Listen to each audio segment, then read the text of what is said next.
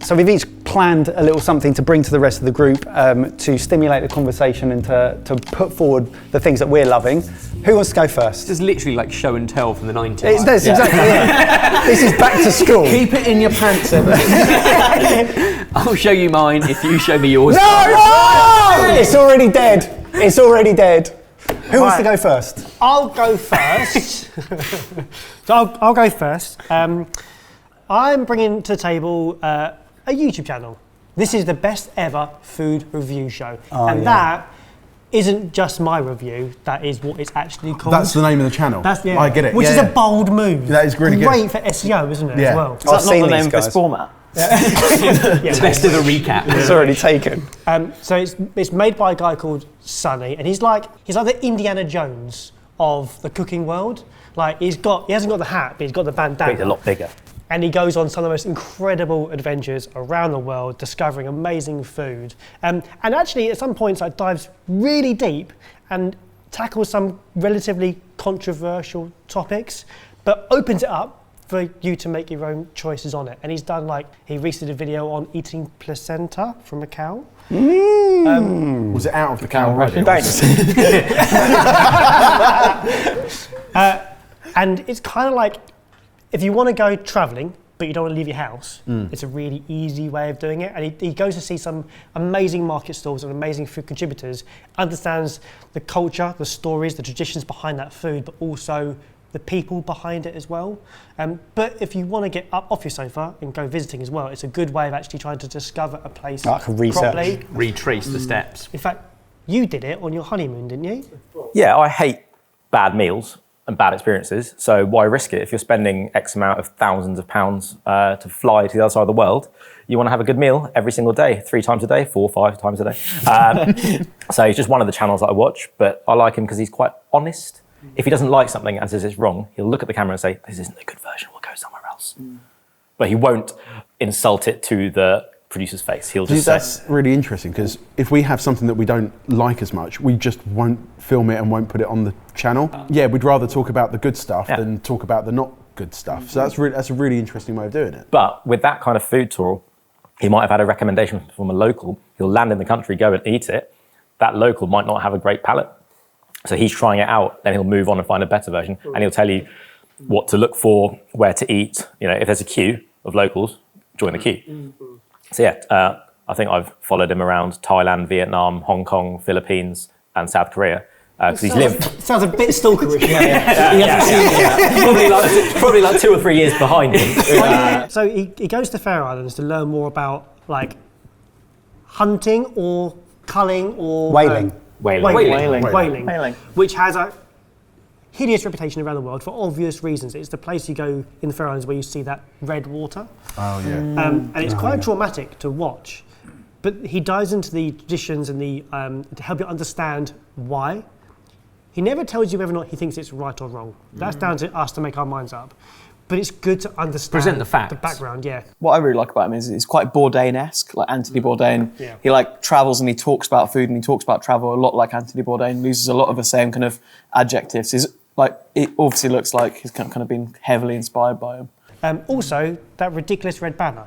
Bandana. That ridiculous red bandana. Firstly, I was like, that's just a gimmick. But actually, it's there because he sweats a lot like you. Oh, we need to get Ebbers a bandana. Is the bandana the answer? A bandana! Excellent work. It's why I always wear the red shorts. It just gets your legs out. It's a little bit of Gives a bit of free flow. a little bit of free flow. The red sponge, as Ebbers calls it. Nice. Good start, Baz. Cheers, Baz. Nice one. Who's up next? Actually, I'll tell you what, I'll go next. Because we recently put out on social for some of you to suggest some of your kitchen horror stories.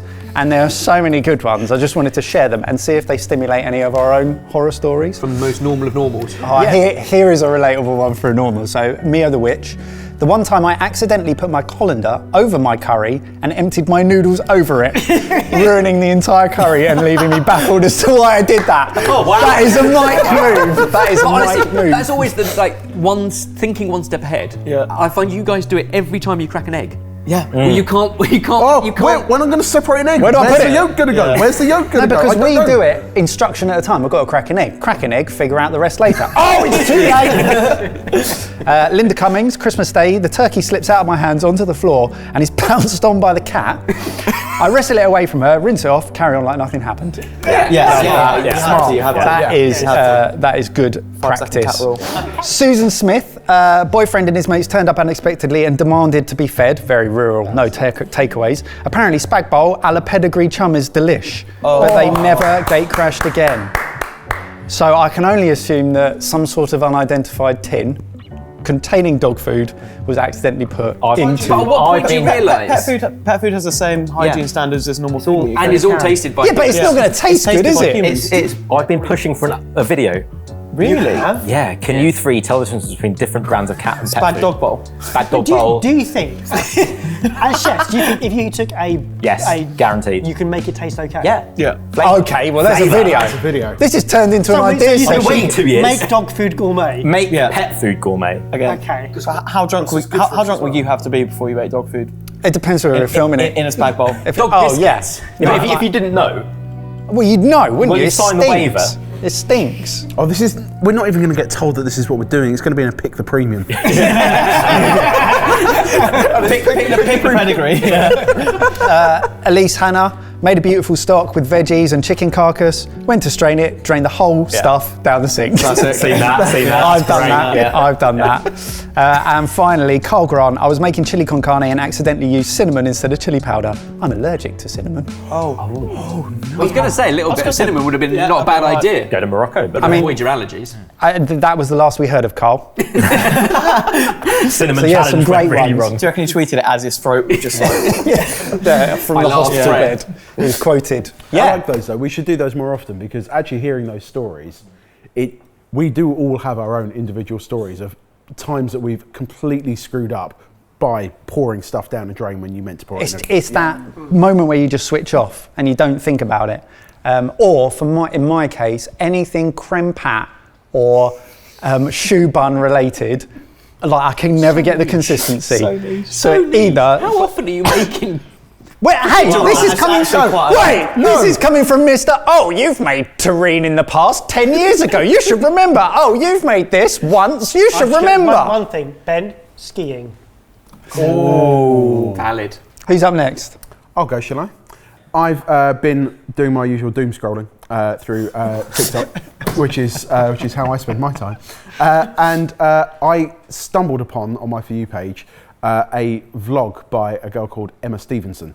And it's this woman, Emma, and her partner going to a restaurant in Shoreditch called the Fat Hippo. They claim they're Shoreditch's best burger. Sorry. Here we go. They claim. They claim to have Shoreditch's best burger. It's a small independent group of burger restaurants that actually started up in the northeast, so Newcastle, and it kind of grew from there over the last 10 years or so. And this video was about a very special burger that they've done in collaboration with another company called Project D, who make donuts. Project D. Project D. Now you've got somebody claiming to make the best donuts that they possibly can. And they're gonna put some with D on it. somebody making the best burgers that they possibly can. And they put them together to create the Project Dough burger, but they don't do delivery. Which The is a bit answer of was no. which is a bit of a shame. It's a 15-minute walk, mate. You could Fat Hippo waddle down the road. Do you expect me to come back with all of the burgers intact? That's amazing. So what we have done is the next best thing, which is ask Kush to recreate the Big Doll burger. You haven't. Look how happy he is with it. Oh my goodness. Oh, they're fried chicken. Oh my god. That's awesome. So this is the recipe description. It's a signature Homer Project D donut bun, chili and lime buttermilk chicken, smoked bacon, blueberry jello, Herbie cream cheese, and it should be served with chili and lime seasoned fries, Kush. So, instantly off the back, it feels like as the chefs are dead against this. So what is it immediately that is concerning you about this? I mean, I know that you made it. balance of flavour. Like, there's no nuance here. It's sugar, smoke, fat, sugar. Okay. Like, sweet and salt can be done well. But everything in here is sweet and salt. In fact, if this was in like a brioche bun and not a glazed donut, I think I'd be more up for it. Because this is sweet to the extreme. Like it lacks all nuance of. And yeah, what I can see my word. is if it was Are you something saying like nuance? I said nuance. I've not even tried it. I can see elements. Like if it was a bagel with cream cheese and like the blueberry, more of a chutney than a thing, you can kind of see that working. And obviously we know that chicken and bacon works. But He just wants a Ploughman's. but altogether, it's extreme. I know it's sacrilege, but pretty much every Friday we're chopping burgers up these days. So Slice, don't chop. I am. Use the knife. Use the knife how it's intended. Look at that. It's worth pointing out though that you have cheated this. You haven't got like the Project D donuts. This is just Oh no, a this is store-bought donut. everything from a supermarket put together. This is a Project D. You're not waiting for us all to go together. It looks too good. Cheers. Does it? Cheers. Yeah. Cheers. Cheers, boys. Cheers. That tastes like the bottom of a bag of crisps. You know, You're right, all it that does. seasoning and the salt. Yeah. Mind-numbingly sweet. Yeah. So I was reading something this week. I think this is chasing to be as close to breast milk as possible. Oh, come on. What? I was not expecting that analysis. Analogy? I was a little bit sick. Which is always seeking that incredible ratio of fat to sugar, which ever since the moment we literally popped out the womb and our survival juice was breast milk, we are wired. Survival juice. Survival juice. We are wired. Survival juice. We are wired to taste it. Enjoy and a think, chicken burger without him ruining it. Ebba's new novel, Chasing Breast Milk. chasing breast milk. You get what I mean, though. Our bodies are wired to crave and love and savour food that has that perfect ratio of sugar to fat, like breast milk. Yep. And that's kind of what this is doing. Too much sugar, too much fat. They should have called it the breast milk burger, right? Yeah. Missed opportunity. Yeah. Survival juice. What I'm really enjoying here is You've got watching. water at the moment. Yeah. What else does she yeah. need? I'm really loving the plate that Jamie's made Watching out of the Jamie iPad. use the iPad as a napkin. That was very, very sweet. Yeah. Very sweet. Undeniably Moorish, actually. I No, can't stop eating it. Yeah. too sweet for me. I don't think I could manage an entire one. Yeah. I had a quarter, and I don't want to give him any airtime on what he's just said, but it did tap into that sort of, wow, that is a rush of everything at once. That is quite sweet. I think that is very sweet. It wasn't unpleasant though. It was not unpleasant at all. What it is I doing enjoyed is that. constantly chasing everything that we see in the food world, which is something that is grammable, and by that I mean it grabs your attention on Instagram or similar or TikTok, and you just see it and you go, what is that? And you have to find out You what have it to is. try it. For good or for bad, it just grabs your attention and then it delivers on everything you think you want, despite the fact you don't want it, if that makes sense. Yeah. So having been drawn in to seeing that on TikTok, I thought it was a really interesting voiceover. The personalities were great, and then seeing that, I was like, whoa, I like it. Would I order a whole one? I'm not sure, but I would like to go to the Fat Hippo and explore more of their menu and see what other things that might be slightly more conventional. Less sensational Yes, and exactly. more. Yeah. And you guys talked about nuance. The fact is that you've put this together with the majority of sort of supermarket bought ingredients. Do you think the nuance would come from those individual things being prepped in restaurant, fresh, from scratch, put together? I'm going to be blunt, no. No? No, like restaurants are a stretch when you come to this kind of stuff. The donut would be better because it's from a donut company. They would have freshly fried chicken, not air fried chicken. Yep. The bacon will probably be the similar kind of, smoky stuff. What I would say though, Barry's gone back for more. Barry's gone back for more, and what I would say though is when you went back for more, these guys cringed because they were hoping they were going to get at least half, if not a full one. Ed is looking forward to this. This is right up Ed Street. Yeah. This taps into all the things, all the guilty pleasures as a human being. You just think, yeah, I'm going to go for it. Yeah. I think it's really interesting seeing why Jamie might be tempted to go to the restaurant. Because from a chef's perspective, if I see someone doing something really simple really well, that makes me want to go to the restaurant. Whereas what you've seen is something quite kind of gimmicky, Novelty. done Yeah. very well. And that's making you want to explore the simple things at a restaurant. It's quite interesting. I can say it tastes like the voice on the TikTok. really big and bold. Really exciting. Exciting. Yeah. Engaging. Engaging, yeah. Report back, Jay, when you've been to Fat Hippo. Well I done. will do. It's only a 15-minute waddle away. Oh God. Lovely, nicely done, Jay. Cool. So, I watch a lot of TikTok, and I watch a lot of cocktail talk at the moment, actually. Say that. Cocktail. Yeah. Say that carefully. Yeah, I watch a lot of cocktail talk, and I'm making quite a lot of cocktails. And one of the cocktail trends at the moment is a nicely made espresso martini with parmesan on top. What? Which- Why take something so beautiful? What happened? What? You were going down a path, and Yeah. then suddenly you Yeah. veered off to the left. Yeah. It's like you put a donut on it.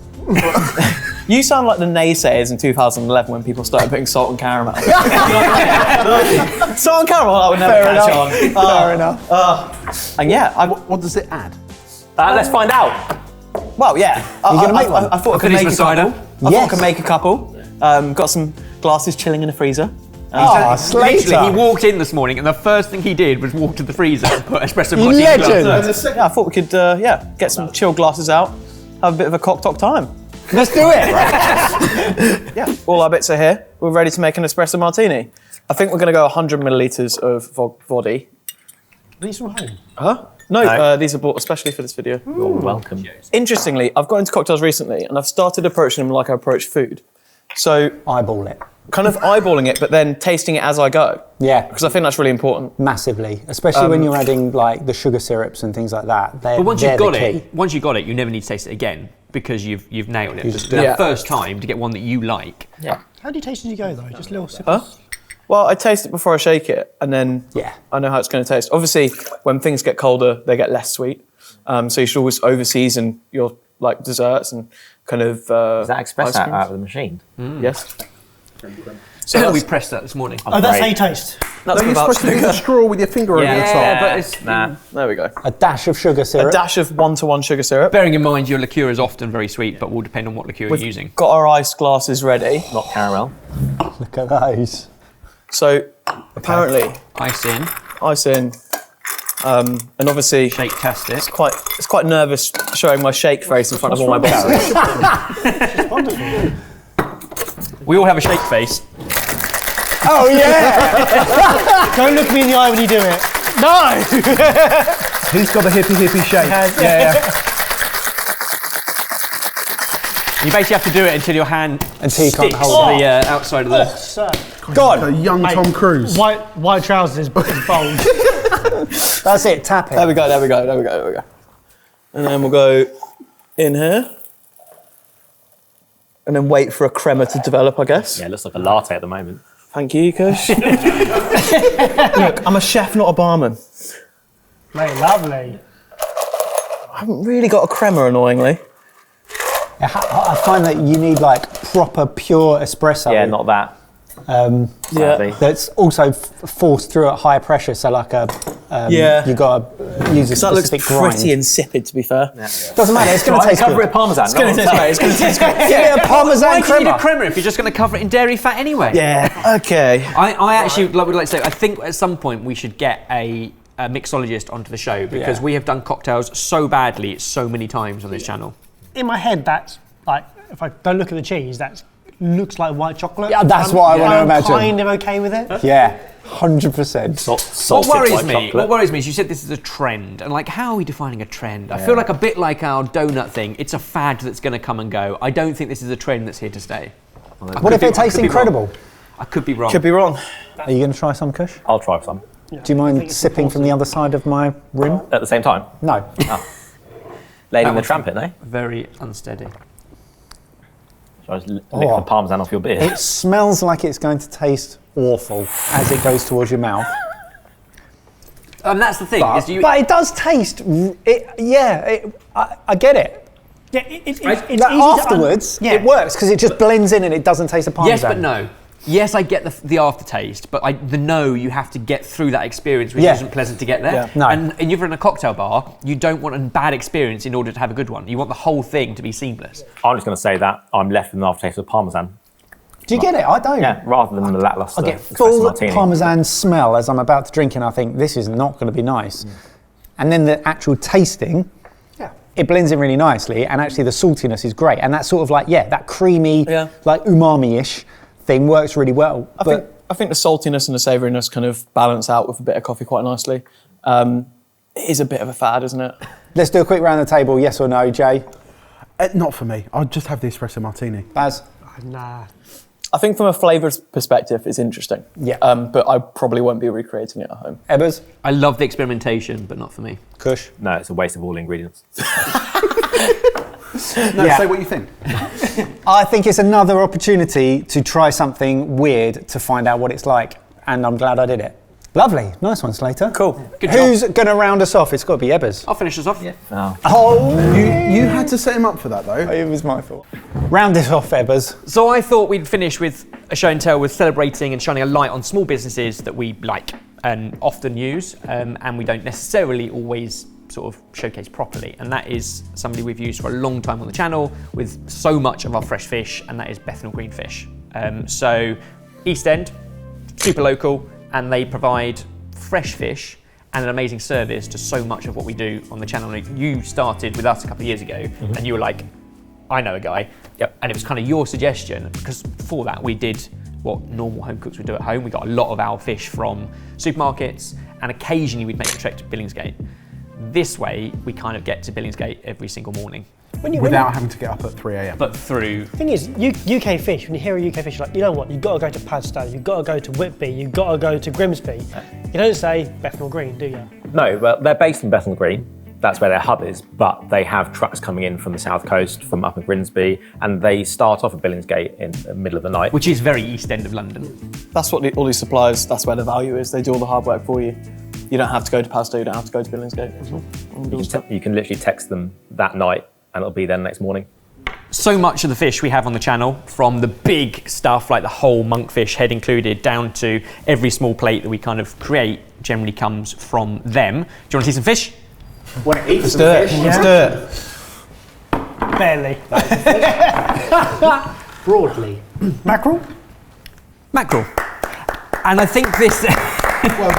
It's such a pretty fish, right? And this, I think, is one of the perks of having access to a fishmonger full stop, in this case, a fish supplier, is it's not just great access to great fish, but also advice. I think you said literally this morning, like so often he will steer you in one direction or another. Yeah, if we want to go with seasonal and the best that's on the market, it'll be a quick message and he'll come back with, use one of these three.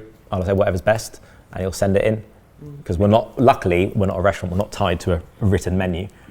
Can you only have a relationship with these companies if you are a company? You can't go to households? So this company does go to households. Throughout COVID, they changed their business model and started supplying houses instead, because restaurants were shut.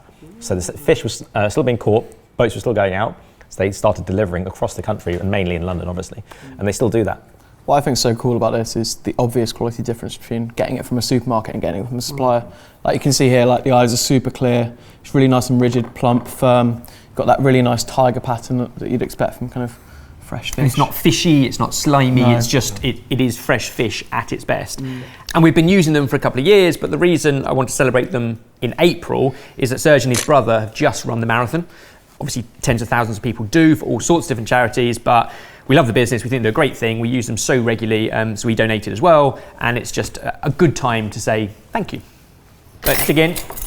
So what have we got here, Ebbers? Mackerel with a little wild garlic, kind of pesto-y thing. So this hasn't even been ceviche'd?